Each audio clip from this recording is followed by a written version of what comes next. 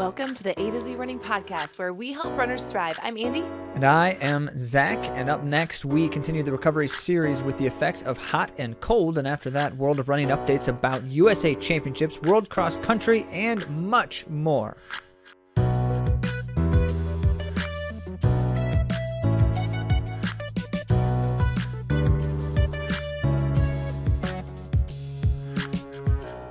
Glad to have you with us once again, and in case you have not yet caught the word, we, at the end of every month, answer your questions on a Q&A episode, and so be sure to share some questions, as the next episode will be next week, and we'll be answering some of your questions.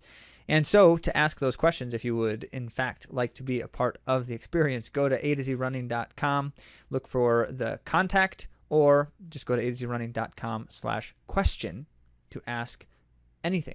And you can also find us on the social media places and certainly comment and question and those things as well. And the most direct route, of course, is just to go to AtoZrunning.com/question. Now, let's hear a quick word from Andy. As those of you on YouTube can tell, and maybe some of you guys can tell by the difference in my microphone, I'm in Pittsburgh and I am recording from there, but I wanted to give a brief word of advice / caution. We've been talking about on the podcast, and we always recommend for athletes, once you feel something tight or like something's not right, a niggle, to pay attention to it. Well, I can give you an example of what not to do in my own running and training. I've had to take a little bit of a downtime here because I ignored some calf tightness, and then it turned into a calf injury, which really stinks. So just make sure you're taking care of those little things. It's my encouragement to all of you to not ignore even tightness and to really take care of it before it turns into something big. Well, I can appreciate Andy's experience and suggestions as well. So if you're looking for some of those, what do I do about the things that I'm feeling that aren't quite right, we'll be addressing some more of that in our recovery series this week on hot and cold. But before we get to that, a quick note: if you missed it, last week we were live on Facebook with Rivertown Race's Andrew Buickema talking about what training should look like at this time in the year if you're training for a May or April type of race time period. And so if you missed that opportunity to join us live, we will do it again on March 22nd. So put that on the calendar. We'll be live on Facebook. You can find that at AtoZrunning's Facebook page or Rivertown Races Facebook page.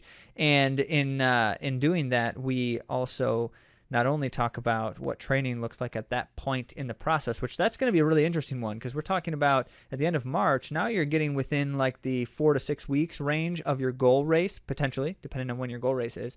And training looks very different at that point in time than it did depending on what kind of race you're doing and what distance you're running. There's a lot of different considerations, and we're going to dive deep into that. But we also answer your questions live as they're coming in the comments section, as whatever that's called, on social medias. And so if you would like to join us, be sure to keep an ear to the ground. We'll keep mentioning it, but that'll be on March 22nd. We'll be live on Facebook.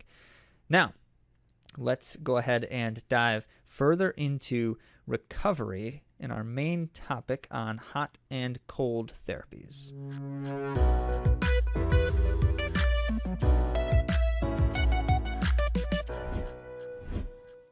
Our main topic today is hot and cold. Zach is going to dig into some science and some research and how you're going to be using hot and cold for your therapy. But I wanted to kind of introduce the topic, even though he's doing most of the heavy lifting. But hot therapy is just as it sounds. You are going to be heating up your muscles and doing that in a way like with a heating pad or hot water.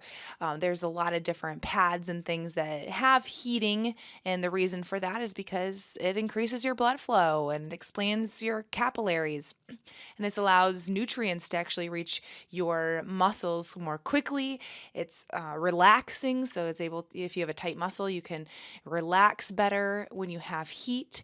And then Cold therapy, it kind of slows the flow, reduces swelling, and it can help with pain management as well. So there's a lot of implications and there's a lot of reasons that people will use these things, but we're going to talk about when and how to best implement hot and cold, and maybe when you shouldn't. So, Zach is going to dive right into that now. Thanks for that introduction, Andy. That's exactly what I intend to do, is talk through the research as well as then the implications. And that's as we are examining things like studies on effects of all that type of stuff. What does it mean for behavior then, and how should that inform my behavior, if at all?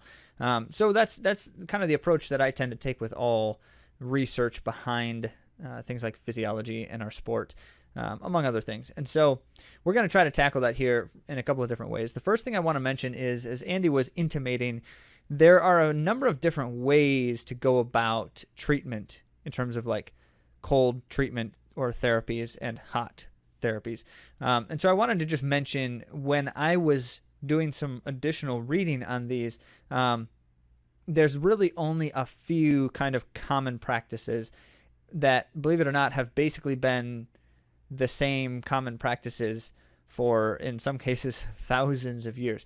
One of the studies I was reading was like a history of cold therapy, and as you might guess, that history is long and can be traced back to like the ancient Greeks and Romans, apparently.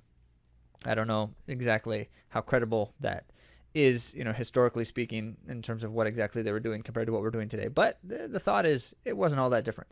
So let's talk a little bit about what these things look like briefly. So cold therapies, what we find in most research, we're looking at either like direct local treatment, like an ice pack or ice cube massage or some of those types of things, that's more acute, or some kind of like cold water submersion, ice bath types of dynamics. You see some references to cryo chambers or cryotherapy at times, which sometimes cryotherapy is just referring to ice baths. But most of the time, if you see the reference to like a cryo chamber, there are some technologies out there that are intended to be like a really focused and direct cold therapy that doesn't require like ice packs and water. So the cryo chambers are it's like frigid air, and it just like sprays you. It's like a shower almost, and it's supposed to help lower skin temperature really quickly without you don't have to spend as much time in it. But as it goes, those things are relatively untested compared to things like ice baths and ice packs and such. And the most famous among the tests you should consider for that is when Alberto Salazar, back in the Nike Oregon Project days, had his professionals doing some cryo chamber stuff, kind of just testing it as a recovery method, and found that it was, at least insofar as those I've talked with about it, that it was not necessarily substantially impactful one way or another on benefiting the runners. So whether or not that can be proven out in some ways, we'll actually address the concepts behind some of it here in a little bit. Hot therapies, on the other hand, the list is fairly straightforward. We're talking about either like a hot pack, hot pad, one of those types of things that's localized again, or most commonly it's hot tubs, like a literal hot tub, or just a bath of hot water, or like the salt baths and some of those types of things. You see those associated with heat therapies as well. So as we examine then some of the research and what we can know about these types of things, the consideration is on both the pre and post run impact. And you're going to find when you start to look at these things that there's really interesting combinations where it's like, heating before running has benefits for post-run recovery or things like that. And then icing prior to an activity, if you're talking about like sustained cold, can be really dangerous. But in like really hot conditions, suddenly there's a little bit of a difference there where it's like cooling yourself, not necessarily icing, but cooling yourself prior to competition in hot conditions has some other implications. So these things are not so straightforward as to say like it's good, do it, and or it's not good, don't do it. As recovery methods always tend to be, it's a little bit more complicated than that. And I want to try to address those things with you here in such a way as to inform then how can I know what I should do with these types of treatments or therapies. So let's start with cold. We've talked about in the past, we brought up this study that we had encountered that just fascinating examination on, what is really happening when we subject ourselves to cold therapy. And this is a 2021 study, relatively recent, and was specifically looking at a number of different markers and talking about how the cold therapies influence those things. So we're talking then about things like swelling, muscle soreness, which is kind of a perceived thing, but also then like maximal output, like maximum contraction. And then also at a more cellular level, things related to enzyme interaction, metabolism, and some of the other like protein synthesis factors. So if I take into consideration all of those things, then there's a couple key takeaways with cold therapy based off this study, and then when you start to look at some of the other dynamics that people are researching here. The first is the most common proof positive for cold therapy is that it helps reduce swelling, which is true. Take a quick example, a very simple example. You have the boxer in the ring who gets punched and has like the black eye starting to form. One of the things they do immediately is they get something cold, usually it's like an ice cube kind of thing, and they rub it on the spot because they're trying to immediately counteract that swelling so that the boxer can still see, right? The eye doesn't swell shut, or something like that. And so in that situation, it's a very simple acute intervention that helps with that immediate desire. So in any situation where the swelling is extreme or is itself dangerous in some capacity, like, that the eyesight situation for a boxer, of course, that's dangerous. But they talk about severe types of injuries or certain types of injuries where the swelling can then inhibit healing and recovery because it's too severe. And so in such situations, they find that icing helps, especially like localized icing, helps reduce that swelling to such a degree that healing is more possible because of the severity of the nature. And so that's not to be discounted. However, the vast majority of running related concerns or problems have to do with less serious things than something like that. So less serious can include things like muscle tissue tearing, strains, tears, non-severe tears, things like that. And then take into consideration there's a pain perception factor in all of that. So if swelling is the one side, there may be a positive if it's severe, but otherwise we don't necessarily want to reduce swelling if it's not severe injuries, because keep in mind that the inflammatory response is, of course, the body's natural healing process and does help because the inflammation is suggesting that more blood flows into the area to bring, the healing nutrients and all of the other associated things. So that's good potentially. But then we look at pain perception and we say, okay, so the other thing that happens when you ice an area, it reduces blood flow a bit. It also then reduces the perception of pain, but partly because of the nature of that reduced blood flow, as well as, the kind of that numbing effect that tends to happen. So like at a surface level, that can help. But the reduction in blood flow can help further beyond that too, in terms of pain perception. So we know that icing can help me not feel as much pain.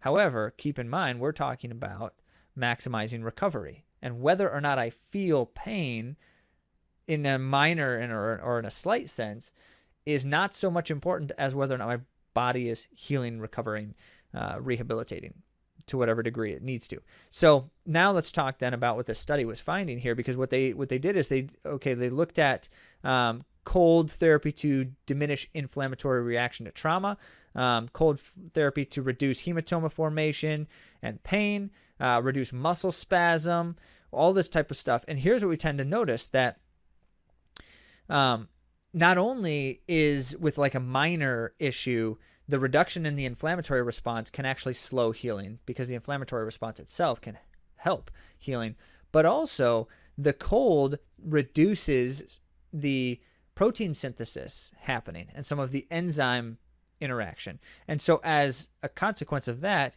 at a cellular level, not just the blood flow thing, but what's happening in the cells themselves can be inhibited, isn't really the right word, but it's slowed, it's reduced. And as such may have a more measurable impact on the recovery process in that way too.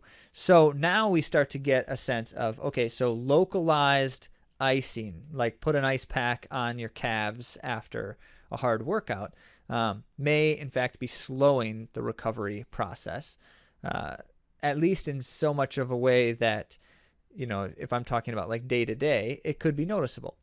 And the opposite is, if I didn't ice, I might be able to recover a little bit faster when I'm just talking about like sore calves or something of that nature.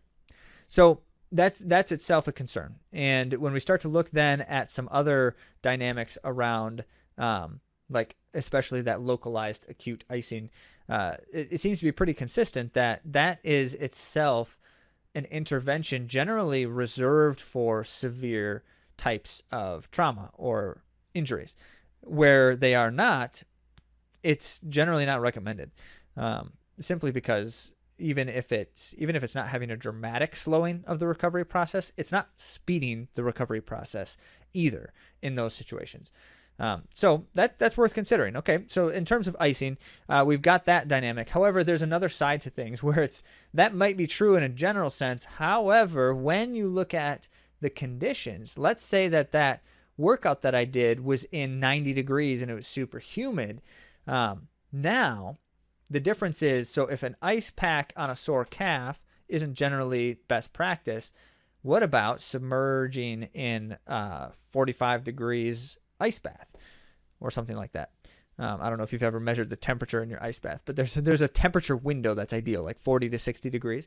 And 40 is probably a little bit too cold for most people as it is. But so the ice bath then is a totally different kind of intervention.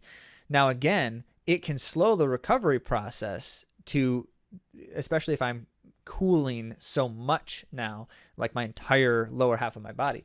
But what then the icing or the ice bath can also do is, if I am working out in hotter temperatures, by reducing my core temperature more rapidly, it helps with potentially aiding in some recovery process in that sense, as long as it's not too long. If I'm not icing for too long, there's always some concern if you're in the ice bath for too long, as it is. But that's interesting. So now we talk about, okay, so if the conditions are such that cooling my actual temperature is valuable, that can be then actually a beneficial thing. We find increased performance potential in the near future if using an ice bath after performance in hot temperatures.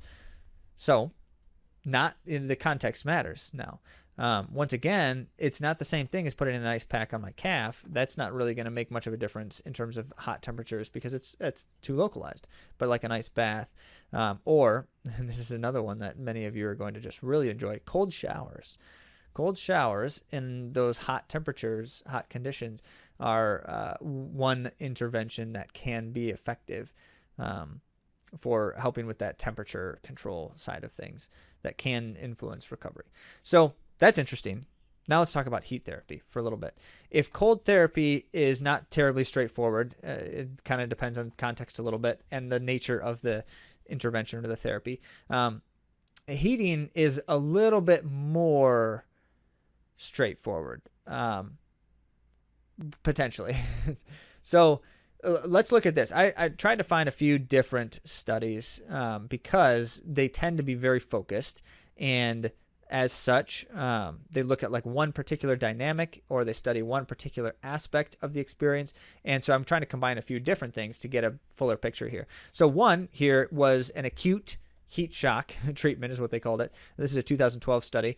And this would have been about 30 minutes of heating 48 hours before what they call downhill running. But the study was with rats. So what does a rat running downhill compare to a human running downhill? These are going to be a little bit different, and we'll get to that because we have some other ones here. But this is interesting because they were able to basically say, okay, so 48 hours before exercise. Now we're not talking about like treating after the fact. We're talking about preemptive, but so much so that 48 hours before, it's interesting to wonder about how can that have any kind of effect on things. Well, as it turns out, it does. And there's a number of different potential reasons why it does. But if you're talking about 2 days before exercise and then you have the rats running downhill, they found that in those instances against a control group that did not have any heat shock therapy, the rats who did experience the heat treatment had reduced muscle damage, like micro tears and things like that, especially, but also improved recovery markers after the exercise, the downhill running. So the heat, even days before in that instance, had the potential for an improved experience. And there's two considerations how that can be. The one is because the heating before can help me loosen up a bit, can help in terms of like general mobility. And so that's something that, even though it's a couple of days before, I'm still feeling a little bit better for those couple of days. That has the potential. Now we're talking about rats still, so we have to keep that in the back of our minds. But then also heating increases blood flow and circulation, as long as it's not extreme.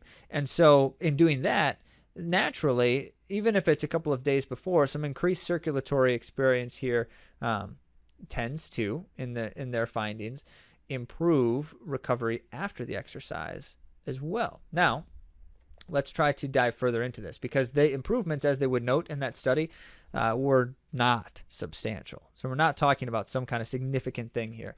So what would it take to create a more substantial effect? And that's where the next study here, in the 2021 study, they looked at, instead of like a treatment 2 days before, they looked at repeated treatments for days. So it'd be like they did a hot water submission, basically a hot tub for 30 minutes, and it would have been, or 45 minutes, sorry, in this instance, but it would have been like once a day for 3 or 4 days before the activity. And then they did downhill running as well. Now this one was with humans, so now we've got a more comparable experience. And why I say that is because, rats are running with 4 legs. The nature of what downhill running effects on their bodies are very different. But as it goes, in terms of just the simple reduction or measurement of like muscle damage, muscle soreness, which is now a perception thing that is reported by the individual, as well as some of those other factors in recovery markers. And so what's happening at the repair level, what's happening internally, not just in my perceptions. Okay, so they found that when they did repeated treatments versus just single treatments, that it had an even greater benefit, a greater positive effect. So greater muscle damage reduction, greater muscle soreness reduction, as reported by those in the test versus the control group. So what we're tending to find here is that heat treatment, specifically general heat treatment, not acute like a hot pad on a single spot, it helps to mobilize a bit. We know that as anecdotally reported, but it's clearly doing something internally with circulation, with cellular activity, that has some effect that's sustained, some effect beyond the moment that I do it. So I'm not talking about doing like a hot tub submission 20 minutes before my run. Talking about the day before or even 2 days before, but better still if it's a few days in a row before, for like 30 to 45 minutes, which is, by the way, quite a bit of time, because then we start to have to look at another thing here, which is the temperature of the water as well, because that's going to matter. So I'll come back to that. Now, this next study here was looking at some other aspects of recovery, which I can appreciate. And theirs in particular, similar to the ones above, just simply added, this was a 2006 study then, added that note of they did some with a single treatment 1 day before, They did others with multiple treatments repeated over a few days. And they found, with studying a few of these at once, that the single treatment did have a positive effect one day before, but the repeated treatments had an even more positive effect. And so it was clear that a few days in a row are making a substantial difference. Now, let's talk about the temperatures. So we know that cold has a kind of window of ideal temperatures. Somewhere around 50 degrees Fahrenheit is the best water temperature for ice baths or cold water submission. For heating, there's something similar there too, because if the water is too hot, and you see this in hot tubs, right, where it's like, caution, don't stay in here too long. If the water's too hot, it actually has, it's not necessarily a recovery concern, but it has a performance effect. And that's one of the things that we're going to have to consider here, is we're talking about benefiting recovery, but we're not seeing in these studies a clear conclusion about the effects on performance. And here's one of the things that they have found with heat therapies, especially sustained submersion in heat therapies. It seems to have a negative effect on performance. One of the reasons I'm theorizing right now that they so consistently find positive recovery benefits from heat therapy is that heat therapy, especially if it's too close in proximity to a hard effort, seems to have the effect of reducing my maximum output potential, especially in terms of like perceived maximum output potential. So I feel like I can't go as hard, or at what feels like it's hard is not nearly as much in terms of maximum output as if I didn't do the heat therapies. That's depending on proximity to the activity. It's well depending on the degree of the heat therapy. So now again, we talk about if the temperatures are too high. Saunas versus hot tubs is another one where saunas seem to have a negative performance effect, pretty substantial negative performance effect, that may have a lot to do with the fact that it's literally fatiguing your body then to be in a sauna as well, because of the sweating and things that are going on now at that point. So consider that heat therapy can improve recovery, but can potentially reduce performance potential if I'm not doing it appropriately. So one of the reasons why it's valuable to do heat therapy more of a repeated over a span of time with a little bit of a break before the performance is to make sure that it doesn't have the negative effect on performance. The other thing that we tend to find is that heat therapy post-exercise also may have some positive benefits, whereas we're always talking about icing after exercise and heating before. Heating after exercise, the exception of when it's hot conditions, because if it's very hot conditions and you also do heat therapy afterward, that's not super good. Not great for your core temperature. But if it's not hot conditions, then heat therapy afterward can also then help speed some of those recovery factors as well. Not immediately though. I would not recommend heat therapy like 30 minutes after exercise. That's not something I'm comfortable suggesting at this moment is beneficial. Now, one of the other things I did here is I looked at some studies that specifically compare the two side by side, because none of the ones I just mentioned compared them together. They were isolating one or the other. So there's one here that was a meta-analysis, which, as you know, is when they study all the studies and try to draw conclusions across generalizations. So in 2022, a meta-analysis was performed on hot and cold stuff and trying to kind of find out things like pain reduction, as well as some of the other things associated with like soreness and such.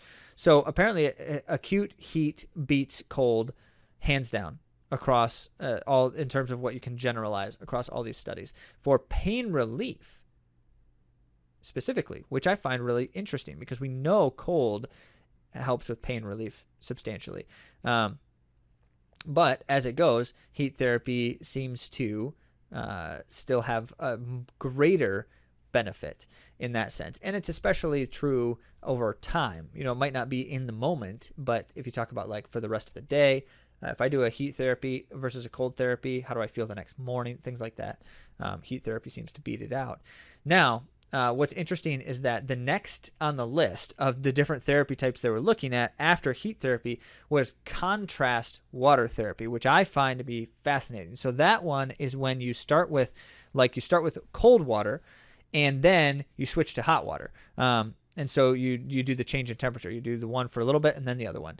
I don't think you go back and forth. I didn't find any suggestion that you like switch between the two repeatedly. You don't get two tubs and jump back and forth. I'm not so sure. If you have a hot tub and you live in the Midwest in the winter, your chances are you've done this just for fun at one point or another, jumped in the snow and then went and jumped in the hot tub and got all the stinging sensations. Well, as it goes, I'm not recommending that for recovery, but contrast water therapy seems to be another one that has high value.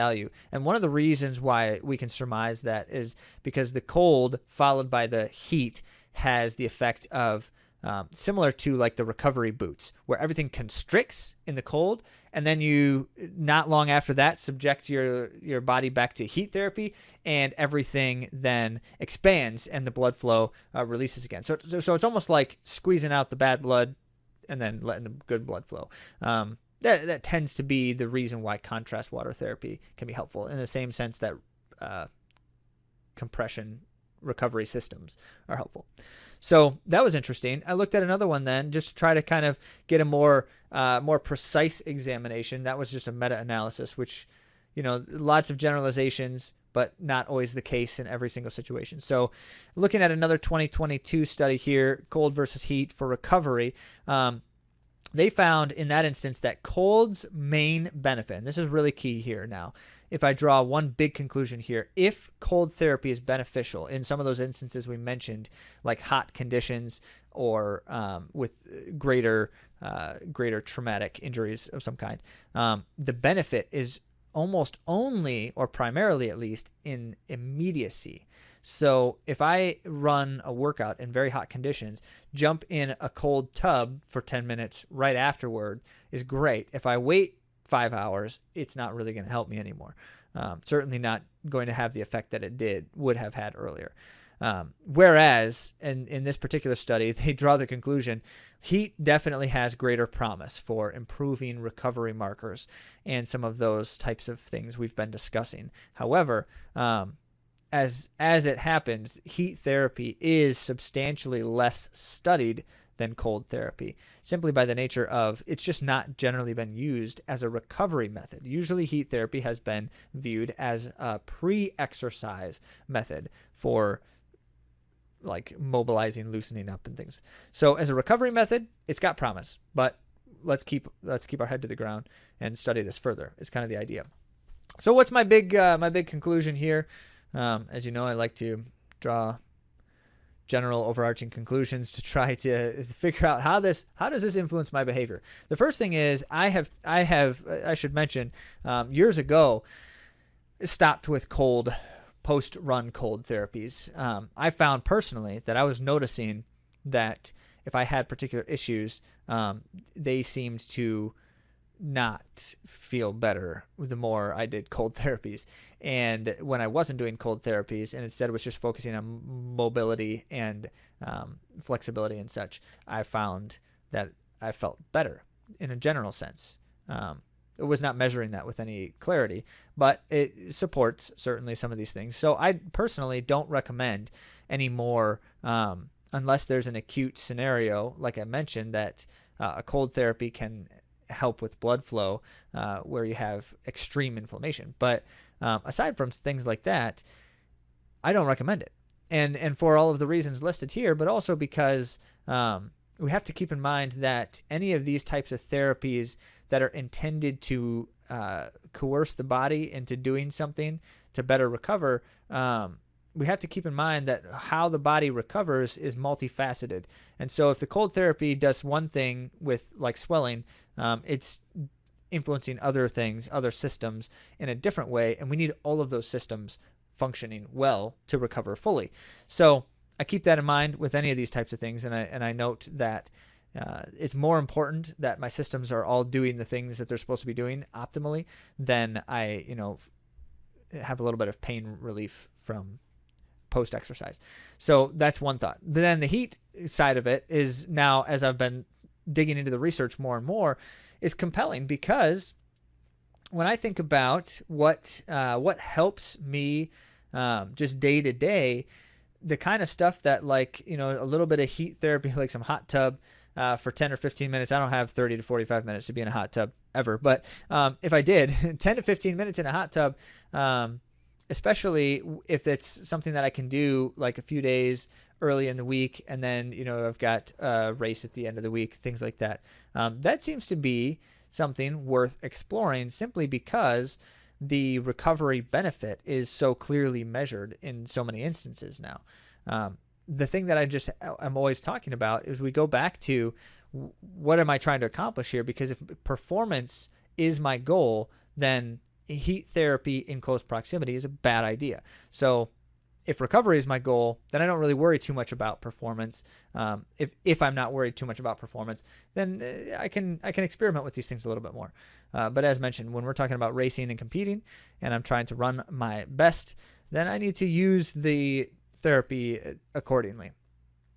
I will say this, in general, as we're looking at these recovery methods now in this series, these things are fairly natural things, just hot, cold, temperature-wise stuff. However, there are many others, as we're going to start getting into some of them when we talk about nutritional impact or metabolic factors.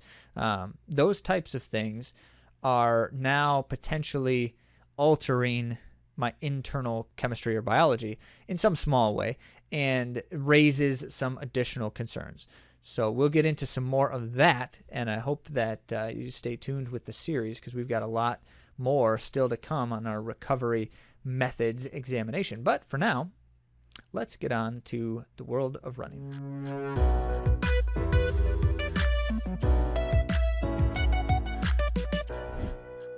Well, there are a lot of exciting things to cover, and I'm not so sure that we can do all of them full justice, because there's so much that happened just in a single weekend, as it were, at the exciting level of like championship level stuff. Now, this time in the year, there's a lot of weirdness around running related stuff, because you've got a lot of big time road races happening, but then you also have indoor track and field championships going on at various levels. This is not an indoor track and field world championship year, but there's still national level and regional level championships. And then you also have world cross country championships happening. So we're on the roads, we're on the track, indoors, and we're out on, it's not trails, but the course for cross country. So that's always kind of makes for just a fun mix of things, and especially runners who like to kind of follow all aspects of the sport. They get a heavy dose of a little bit of everything, which is kind of cool. So let's start with the USA Track and Field Indoor Championships. And this was, I guess I would say it like this. It was kind of a disappointment in terms of who showed up. Not that the people who showed up weren't a disappointment. They were not. But we would have loved to, as we always love to see with championship level events, the smattering of everyone. And in this instance, a lot of people just sat the meet out. And there's a couple of reasons. And I will tell you from some personal anecdotes with, not me personally, I guess, from other people telling me about their experiences. There are a lot of runners, especially upper tier runners, who do not like USA Track and Field Indoor Championships for two reasons. The main one, the one that is a little bit more, I guess you could say, controversial, is they have been hosting the U.S. Indoor Championships in Albuquerque. Where's Albuquerque? New Mexico. It's at elevation. It's like 3,500 feet or something. And the runners don't like it, especially the distance runners. Do not like having championship level events at elevation that's high enough to impact them. And so you get a lot of runners who are like, I'd rather just not do that, especially because this is not a world championship, indoor world championship year, which means that the U.S. level championship doesn't qualify the runners for anything in particular, insofar as it can certainly influence your world rankings, but they're not concerned about that at this moment because it's all indoor stuff. There's no indoor world championship. So you get these runners basically saying, I'm just going to sit this one out. And so it's kind of more of a low-key year in terms of championship level stuff. Now, that was more of a preface than you needed, but That's the nature of the situation. Still an exciting meet and lots of fun stuff to see. And I always enjoy, especially at this type of dynamic, getting a chance to see like some new faces, and some people kind of rising up in the ranks and where they're coming from and where they're headed. And so a good example here is on the men's side, Sam Prakel has been on the scene and has been rising on the scene for a bit now, but now took on a nice kind of storming to the forefront where if there's a dearth in the U.S. championships from many athletes not participating, Sam Prakel took full advantage by winning the 3,000 meters on Friday and then coming back to win the 1,500 meters the next day on Saturday, which thoroughly exciting. So he goes from he hasn't won a U.S. title to winning 2 of them in one meet, which is fun. And I should mention in the midst of some unfortunate controversy as well. So let's talk about that briefly here, because the nature of the situation is such that in the running side of things, people feel pretty strongly that Prakel shouldn't have been the winner of the 1,500 meter, not because of anything he did, but because the actual winner in terms of during the race was Josh Thompson of Bowerman Track Club. Josh Thompson was disqualified after the fact. And so Prakel, having finished in second, ended up with the title. Now, what happened was Josh Thompson, coming around the final curve, was passing in lane 2 around Henry Wynn and started kind of edging over him, in front of him, over his shoulder. And as he was doing that, he was cutting him off a little bit. Now, I should mention, Henry Wynn was also slowing down. Josh Thompson was not like cutting him off while Henry Wynn was like overtaking him. It was the opposite. Josh Thompson was coming by Henry Wynn, cut in front of him just a little tight. Henry Wynn put out his hand like, hey, I'm here, nudged him forward. But Wynn was going backwards. So this is where the controversy is because everyone's looking at that and they're saying, even if Josh Thompson slightly obstructed Wynn there, he did not obstruct Wynn's progress because Wynn wasn't making forward progress on Josh Thompson at the time. So Josh Thompson's disqualified for that. Henry Wynn ends up, what did he end up in third place? Because Sam Prakel was coming along fast on the outside as well. But Josh Thompson was the clear winner in that instance until the disqualification happened. So a bummer for Thompson, and everyone's kind of ranting about it. The Let's Run guys founder he posted a video where he like shows the footage and talks about what's happening, and he's like, "This is why it's not a good DQ." He clearly felt strongly about it. So if you want to actually see it, it's kind of fun to go back and watch these races in general. But if you want to try to see whatever it's talking about there, you can certainly check out the men's 1,500 meter final. So that was unfortunate, but congrats to Sam Prakel for the double victory, and he takes the 2 titles, and that's impressive. But some others new on the scene of U.S. titles: Nikki Hiltz in the 1,500.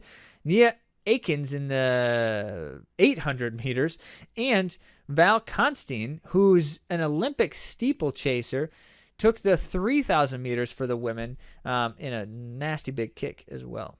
Very impressive stuff.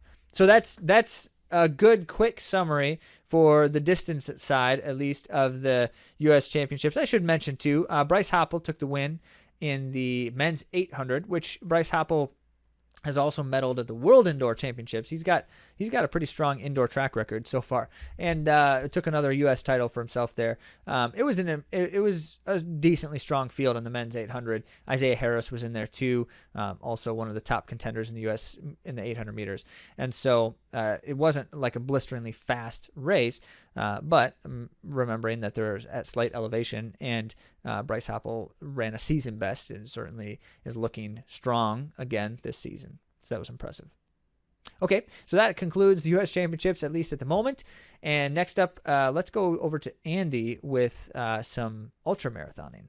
Camille Herron has done it yet again. She ran another world record. Incredible.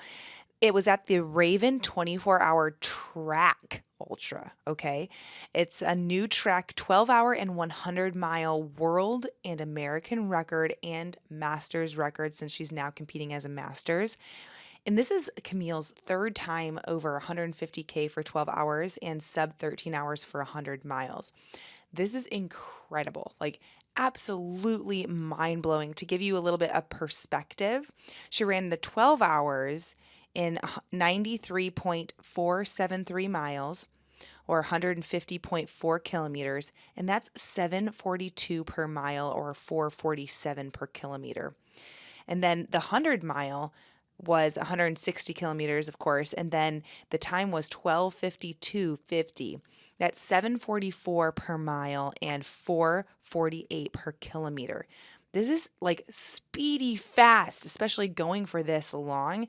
This was, of course, on a track, but she says that it's tougher to run this kind of distance on a track than on the road or trail for the ultra distances. And I did want to mention, just a little side note, that Lululemon is her new sponsor. So Lululemon has been stepping it up and sponsoring runners more, which is really cool to see. So congratulations to Camille Herron on yet another world record. So Camille Herron does all the things really well, and then on the ultra side, so that's impressive. And I find, as Andy mentioned, that being both at the masters level yet setting world records, U.S. records, and such, running her best ever still is just inspiring. It's great. So very cool. Now, speaking of inspiring greatness, the World Cross Country Championships is one of my favorite kinds of races because it's just a very different race than any of the other ones really out there in terms of world-class racing situations. And the reason why it's so different, I don't know if I can totally pinpoint it, but World Cross Country is kind of like an equalizer for a lot of runners, where you take like these dominant forces like Letesenbet Gide for the women or Joshua Cheptegei for the men, like these track runners, road runners who can just do all the things faster than everyone else. I use those two as examples because they both hold multiple world records currently.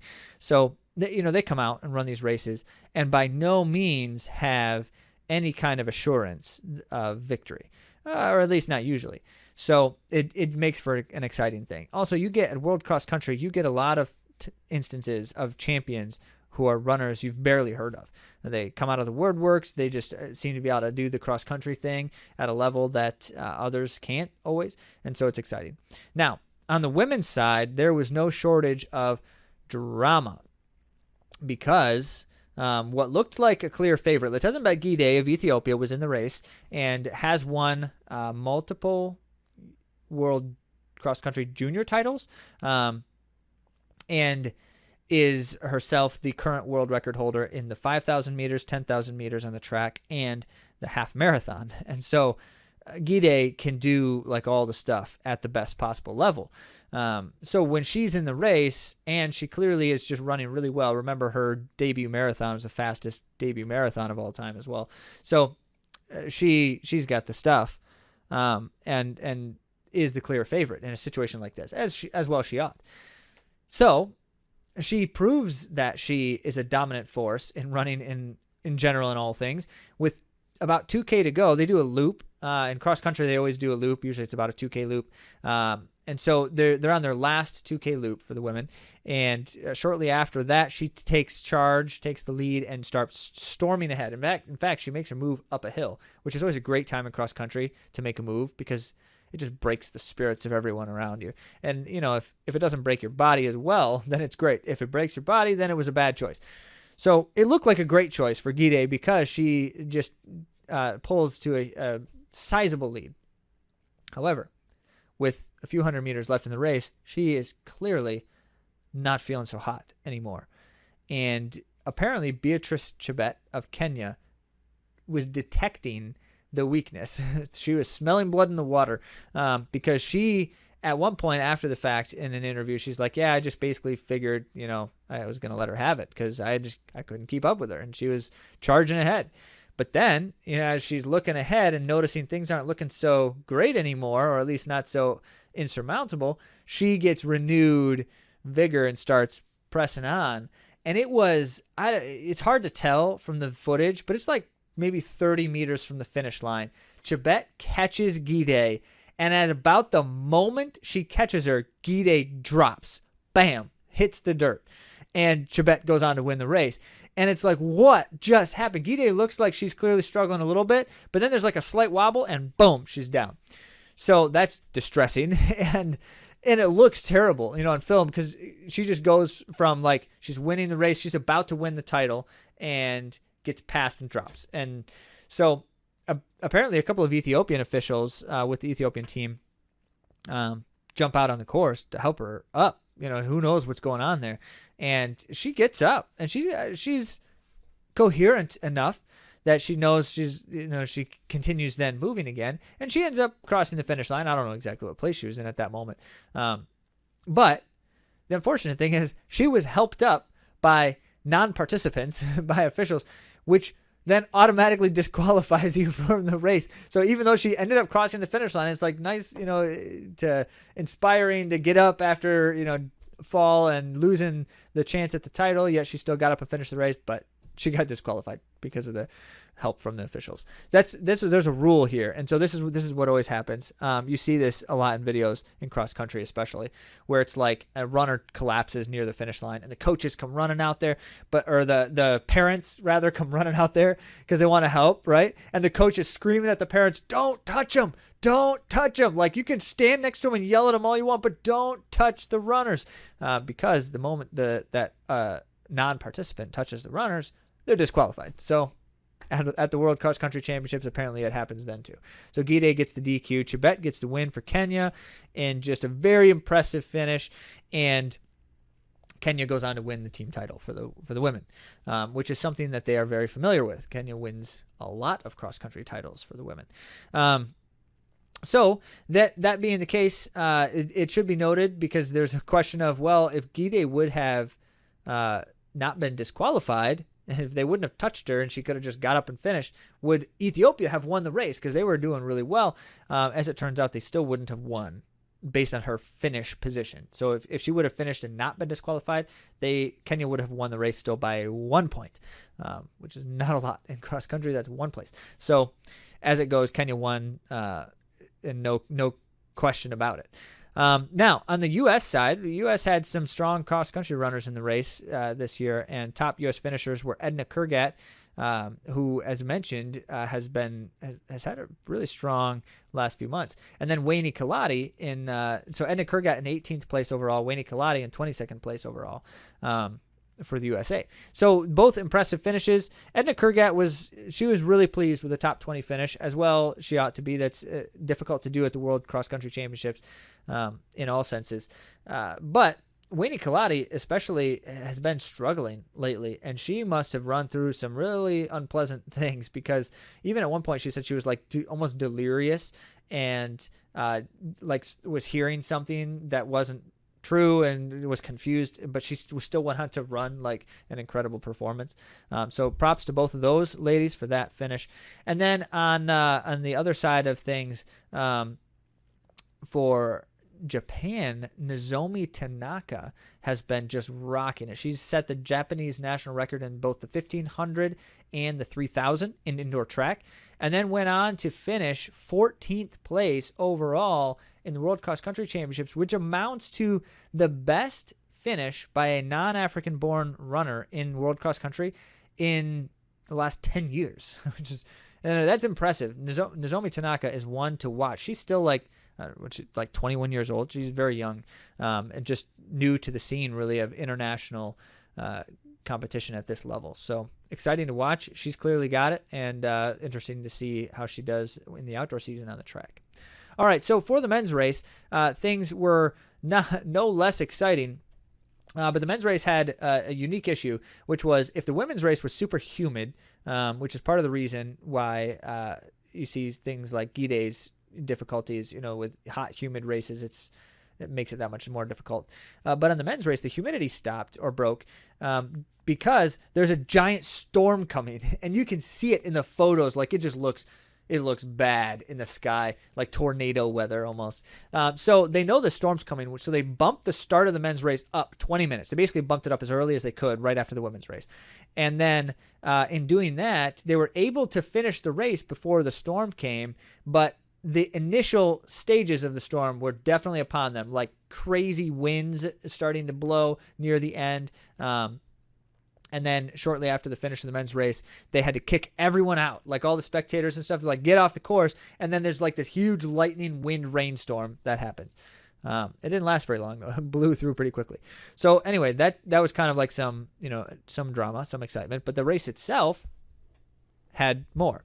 And so in this one in particular, on the men's cross country, there basically was a star-studded field of incredible talent.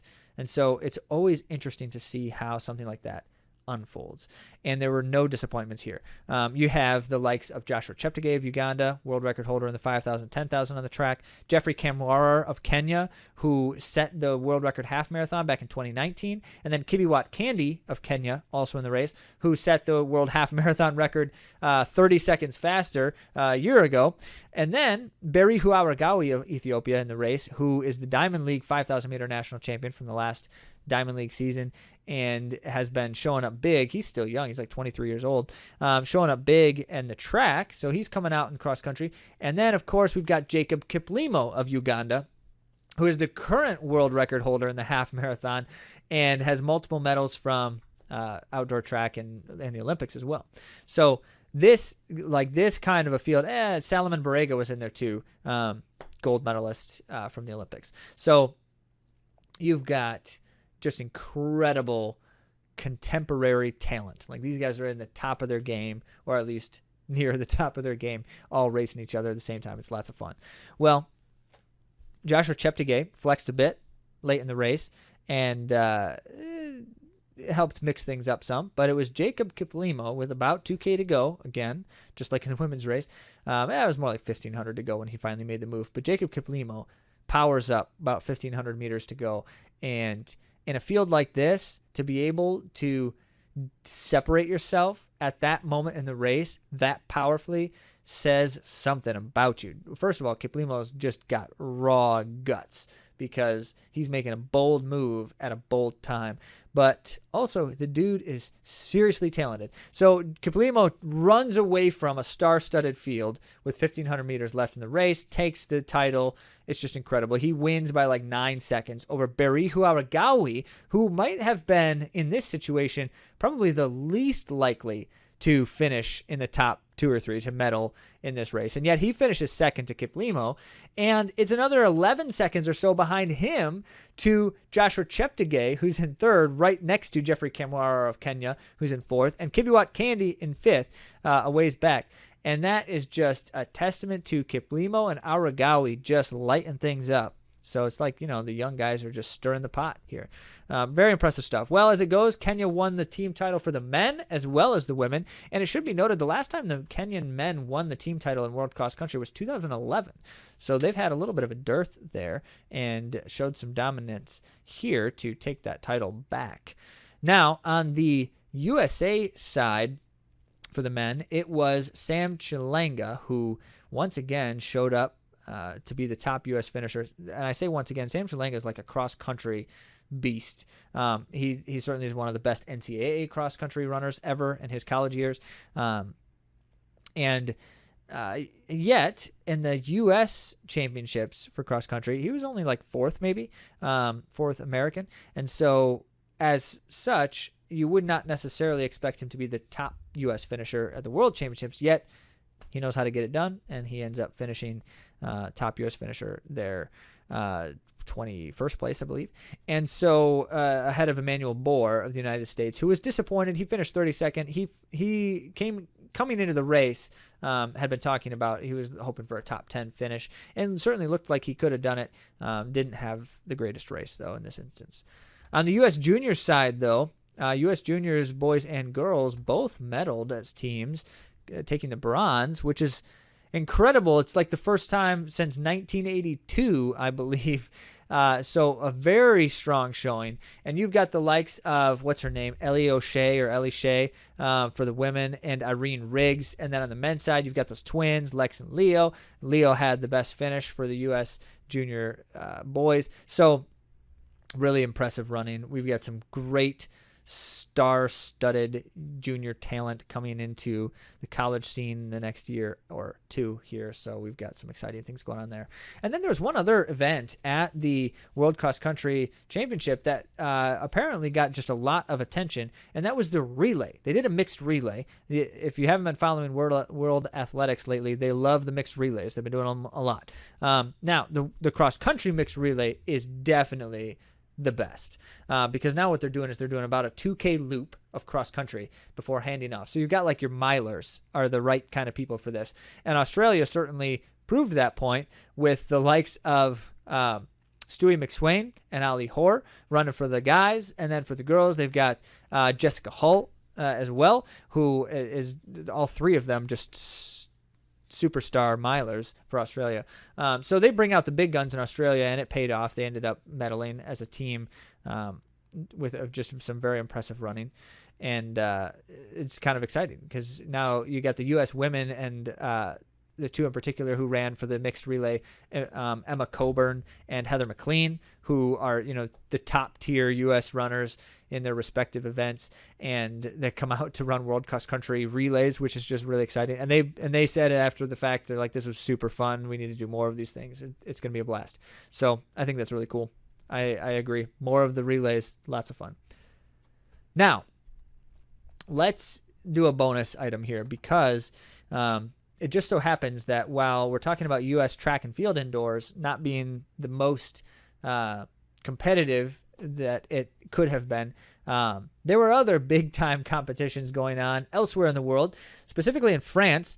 They had a gold label indoor track meet a few days before during the week, and some incredible fields running, especially the 3,000 meters and the 1,500 meters, where you get just repeated world record attempts in these events. Like they're setting the pacers, they're setting the lights on the track, world record paces, which is just crazy stuff. It's lots of fun to watch. So in the 3,000 meters, Grant Fisher from the United States was in the race, had skipped USA indoors, and had talked about basically this was like the race he'd been working up to for the last 4 or 5 months, which is really saying something. This is a key race for him. And I like the quote. He basically said, his decision was, when we were thinking about planning the racing season, he thought, I want to race where the world's best are running. And so he goes out to this meet in an event that is set, that pacemaking is set at world record pace. And it's like, we're going to break this world record here today. And so he goes with it. He goes for it, right? Now, unfortunately, it didn't happen for him. He ended up fading about halfway through the race. He said afterward, he's like, when I found out how fast we were going, I was like, oh, yeah. Well, that's why I felt bad. So yes, that was a bummer for Grant Fisher. He still finished 5th, but not. I mean, it's about 7 seconds slower than his PR, and to be expected based on how he was feeling. He said it just wasn't there. So that might be true for Grant Fisher. However, some other men in the race had different ideas, and the pacemakers. It was so fast, the pacemakers couldn't even hack it. They did not make it all the way through the distance they were supposed to. But remember, they got the lights on the track now, the wave lights that are just running around in circles. And so Lamicha Girma of Ethiopia was sitting right behind the pacemakers. Right behind him was Grant Fisher for the first half of the race. And then Mohamed Katir of Spain came around Fisher to latch on to Girma. And it was Girma and Katir for the second half of the race just sitting right there.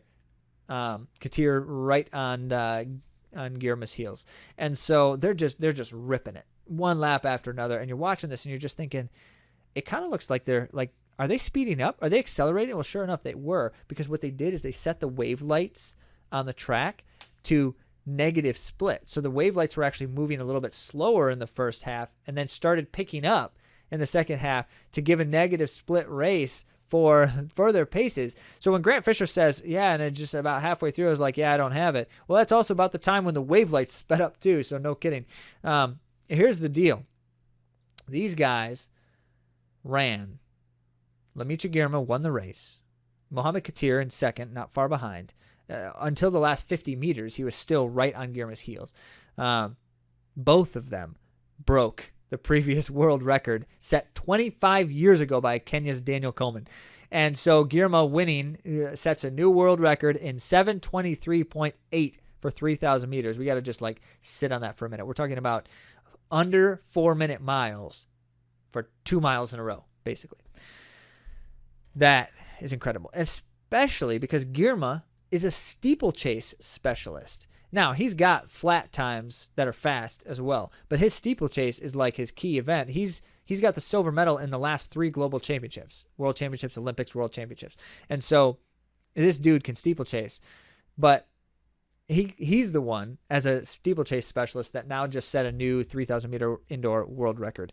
7:23 is incredible, so fast. Okay. And props to Katir. I love watching Mohammed Katir. This dude he's just incredible too. Okay, so 1,500 meters now for the men. Likewise, they set the pace at world record pace. And Jakob Ingebrigtsen is clearly the one who requested it. It was his own world record set a year ago. And they keep talking about how the world record in the 1,500 indoors is really kind of weak. It's like 4 seconds slower than the outdoor world record, but the mile is also about 4 seconds slower, and that's to be expected. However, Jakob was like, I can do this. I can break a new world record again. So they set the pacemaking. The Pacers, once again, couldn't hack it for the full duration. It's just too fast. And so it was Jakob against the lights because nobody could go with him. So he's running solo. It's kind of like, tough to just be out there time trialing, basically. Now, time trialing in a stadium full of people that are yelling at you, it doesn't hurt. But he didn't end up holding on, faded a couple of seconds, still ran a world-leading time. But after the race, people start asking him about, there's a lot of other fast people out there. They're referring to like Yared Nuguse, who just nearly broke the world record in the indoor mile. And Jakob's like, yeah, I've raced against these guys. I'm still the best. Quote of the day, I'm still the best. Okay, all right, in case anyone was doubting. All right, now in the women's 1,500 meter, it was once again set at world record pace, but they did it differently, and this is strange, or at least it was strange to a lot of people, and I would love to hear more justification behind this if anybody knows why they did this. So for the pacing, for the women's 1,500 meters, they actually deliberately positive split. They set the wave lights to go faster for the first few laps and then slow down after that. And I find that to be so strange. Now, I know there's in like the 800 meters, for instance. In the 800 meters, the assumption is you will positive split the first half to the second half. Like, there's just almost no way not to if you're running at that level, like world-class level.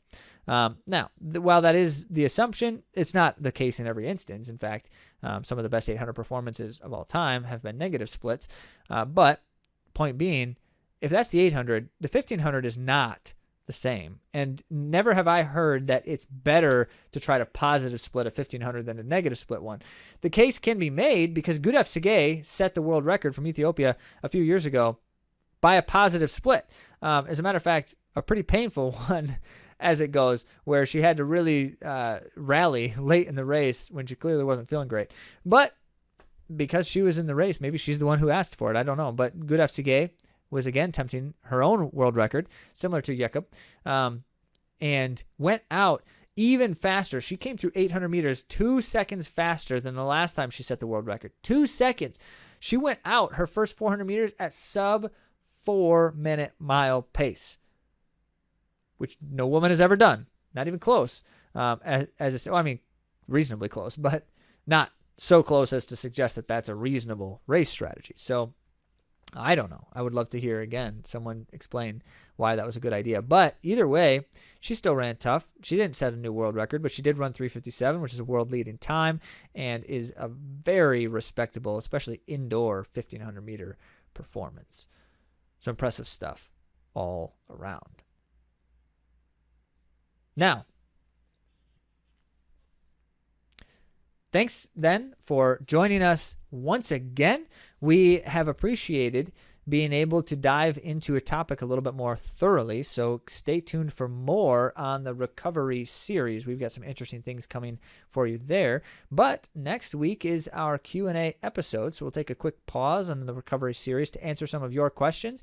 And I would love to hear questions about recovery stuff too, simply because it's on topic. So if anyone has any questions and you have not yet submitted them, go to AtoZrunning.com/questions question, and you can share those thoughts at that location. Certainly, we also just enjoy hearing from you in general, so comments on the socials or ask questions there too, if that's a place where you're interacting. And as you well know, we are looking for more ways to be helpful to you. And so if you find that you need something more than just the content and engagement here, check out our direct support services like consultations, coaching, and custom training at AtoZrunning.com/coaching. Thanks again for joining us, and we'll talk to you next week.